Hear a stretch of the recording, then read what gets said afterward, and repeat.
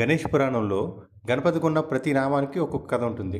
అలాగే ఇవాళ మనం హం హేరంబాయ నమః అనే నామానికి ఉన్న కథ ఏంటో తెలుసుకుందాం. పూర్వం ఒక ఆవిడ ఎంతో దుఃఖంతో వింధ్యాచలం పైకెళ్ళి కిందకు దూకడానికి ప్రయత్నం చేస్తుంది. ప్రయత్నించి ఎంతో దుఃఖంగా ఉండి వింధ్యాచలానికి వెళ్ళి దూకడానికి ప్రయత్నిస్తే ఒక రాక్షసి వచ్చి తినడానికి ప్రయత్నం చేస్తుంది.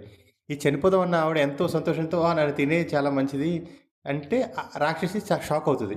ఇదేంటి ఇప్పటివరకు నన్ను చూసి పారిపోవడమే తప్ప తినమని ఎవరిని చూడలేదే, ఏంటి నీ కష్టం ఏంటి, నువ్వేంటి అని అడిగితే, అయ్యో ఒక ఎందుకు నువ్వు ఇలా అంటున్నావు అంటే, ఒక మనిషియే ఎవరికైనా ఆహారం అయితే అది ఇంకా అంతకన్నా అదృష్టం ఉంది, నన్ను వెంటనే తినే అని అంటుంది అనమాట. ఈ రాక్షసి షాక్ అవుతుంది.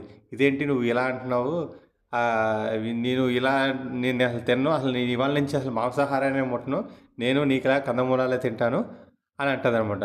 అయితే నీ స్టోరీ ఏంటని అడిగితే అప్పుడు ఆమె చెప్తుంది అనమాట. అది నెక్స్ట్ పార్ట్లో చెప్పుకుందాం.